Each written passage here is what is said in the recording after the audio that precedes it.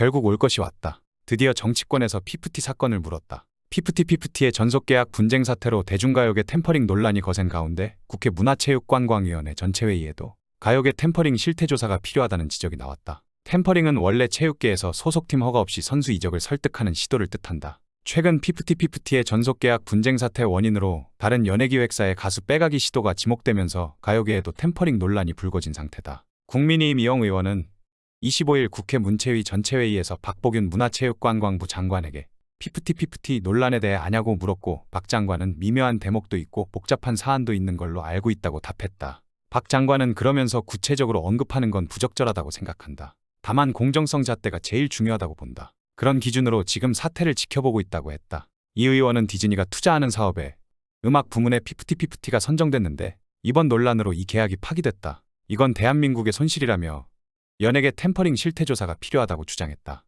그는 이번 사건은 빙산의 일각이다. 과거에도 원소속사에서 분쟁을 고의적으로 일으켜서 더 좋은 조건을 제시하는 소속사로 옮기는 가수가 존재했다고 지적했다. 이 의원은 연예계 템퍼링을 대기업의 중소기업 기술 탈취에 비유하기도 했다. 그는 중소엔터테인먼트사에서 연예인은 그 회사가 보유한 가장 귀한 자산이라며 엔터테인먼트 업계에서 중소기업 기술 탈취가 버젓이 일어나고 있는 것이다. 무법천지라고 보인다고 지적했다. 박 장관도 이 의원 지적에 공감의 뜻을 표하며 공정성의 잣대로 이 사태를 주목하고 있고 다시 한번 검토하면서 대책을 마련 중이라고 밝혔다. 이 의원은 현재 한국콘텐츠진흥원이 진행 중인 대중문화예술산업 실태조사 기한을 연장해 연예계 템퍼링 실태조사를 할 필요가 있다는 제안도 했다. 그는 콘진원의 실태조사 기간을 조금 더 늘리거나 따로 수시조사 방식으로 이 내용을 조사해야 한다고 주장했다. 박 장관은 필요에 따라 검토하겠다고 답했다. 국힘이나 민주당이나 템퍼링 사안은 대동단결일 거다. 반푼이들은 이제 잘하면 국감장에서도 볼 수 있는 전국구 스타가 됐다. 지금 상황에서 반푼이 사건 안 물면 내년 총선 포기했다고 봐도 된다.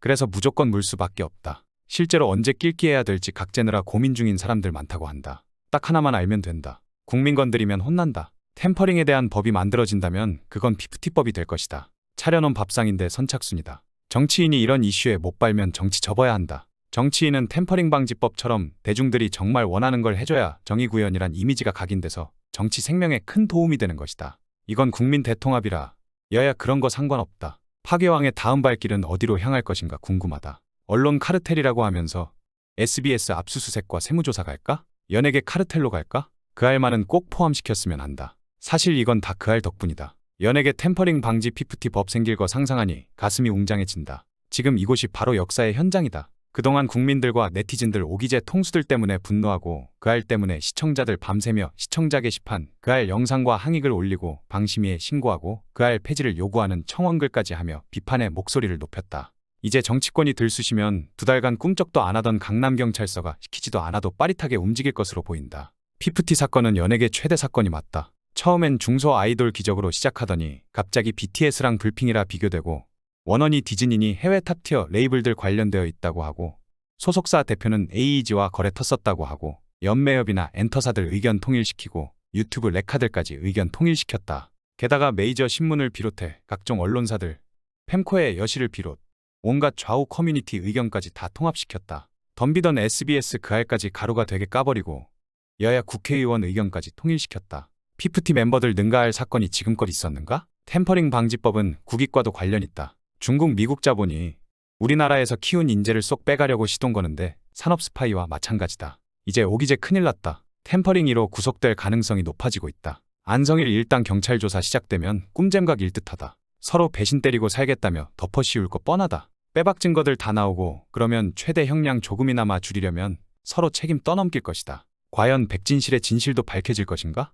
한편 호민스럽다에 이어 그 알하다, 조작 날조하다, 그 알스럽다, 믿을 수 없다가 2023년도 유행어가 될 듯하다. 조작 날조하는 그 알은 사과는커녕 후속 방송은 자기들이 편파 방송 아니었다라는 걸 제대로 보여주겠다고 한다. 사과도 없고 후속으로 또 밀어붙이겠다는 것이다. 이 정도면 그 알 PD들이 윗선에 이 사건이 대해 전혀 안 쳐맞았다는 것이다. 그렇다면 진짜 범인은 SBS라고 봐야 할까? K-팝 시장을 도박판이라고 하고 BTS 언급한 거 정도만 사과한 거고 편파 방송이나 조작 방송이 아니라고 한다. 즉 도박판 비유만 사과한 것이다. 짱구 굴리다 나온 게 생뚱맞게 K-팝 업계 계도가 목적이었다는 소리다. 사과문이 아닌 입장문을 내놨고 정정보도가 아닌 후속보도를 하겠다며 물타도 안 될 그 이전에 쓰레기 방송을 아직도 안 내리고 있다. 사실 그 아래의 유일한 업적은 큐피드 원곡과 편곡이 가사 3개만 틀리다는 걸 확인시켜 준 것이다. October를 November로 바꾸면서 나름 통수돌 데뷔 원로 의미 부여하느라 얼마나 고민했을까 하는 생각이 든다. 또 하나의 업적은 피프티 멤버들 국회로 보내준 것이다.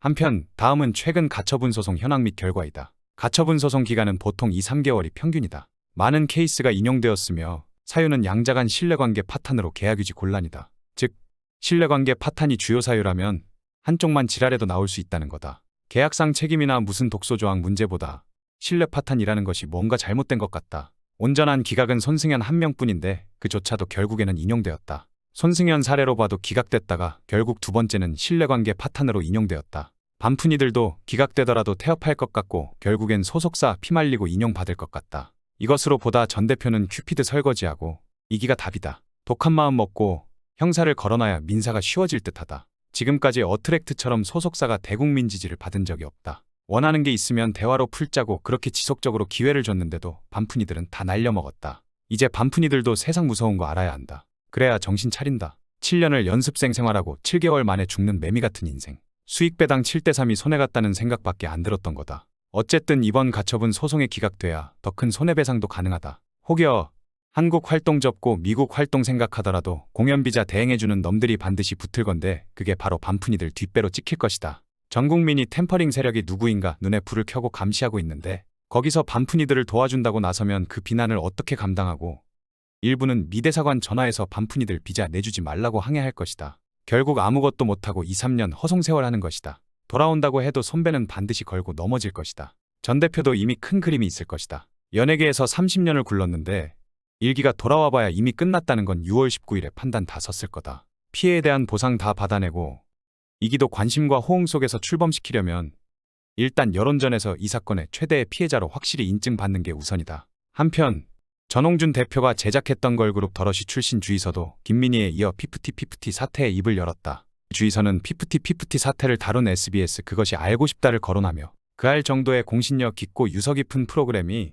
웬만한 연예 유튜브 영상보다도 더 어설프게 방송을 만들었다는 사실에 좀 놀랐다고 장문에 글을 적었다. 이어 민희가 워낙 시원하게 얘기해줘서 지켜보고 있었는데 그것이 알고 싶다 보고 며칠 동안 화가 나서 못 참겠다면서 자신이 알고 있는 전홍준 대표는 방송 내용과는 다른 사람이라고 했다. 특히 지난 2021년 전 대표의 제안으로 회사를 찾았다는 주이서는 그날 새로 여자 아이돌 그룹 만들고 있다 하시면서 멤버들 한 명 한 명 영상 찍은 거 보여주시고 이 친구는 이런 장점이 있고 영어도 이렇게나 잘하고 하시면서 춤추는 영상, 노래하는 영상 다 보여주셨다. 우리 애들 다 예쁘고 실력도 좋다면서 신나서 자랑하셨던 모습이 눈에 선하다고 밝혔다. 그게 바로 지금의 피프티였다는 것이다. 주이서는 대표님 핸드폰에 피프티 멤버들 영상이 그렇게 가득했는데 월말 평가에 한 번도 온 적이 없다? 그렇게 애정하는 눈을 하고 멤버들 자랑하기 바쁘셨던 분이 공포의 대상이었다. 솔직히 아예 믿기지도 않고라며 연습시켜주겠다고 우리 셋 어느 지하 연습실에 몇 개월 꼼짝없이 갇혀서 재능기부 당했던 일이 있었는데 뒤늦게 사실을 아시고 우리보다 더 화내고 싸워주시고 속상해하셨던 일도 또렷하게 기억한다고 강조했다. 또한 여론을 이용하실 생각 같은 거 아니고 정말 그런 인성을 가지신 분이다. 다이어트 한다고 굶을 때 가수가 기운 없으면 노래 못한다고 밥 사 먹이고 늘 아빠같이 생각하고 말씀해주신 분이라고 전 대표에 대해 말하며 그냥 솔직하게 말하고 해결을 보든가 있지도 않은 사실 만들어 가며 한 사람 나쁜 사람으로 매도하는 그거 너무 치사한 방법이지 않나라고 비판했다. 끝으로 주이서는 제일 나쁜 사람은 돈 냄새 맡고 남의 것 훔치려고 했던 사람이지만 뭐가 뭔지도 모르고 휘둘려서 잘못된 선택을 해버린 멤버들도 안타깝고 그리고 자식들이 더 공경으로 처하는 상황으로 만들고 계시는 부모님들의 욕심도 안타깝다며 이제 막 빛날 수 있는 친구들이었던 것 같은데 참 너무 아깝다고 토로했다. 앞으로 신뢰도 바닥난 SBS 그것이 알고 싶다의 행보의 귀추가 주목된다. 시청해주셔서 감사합니다.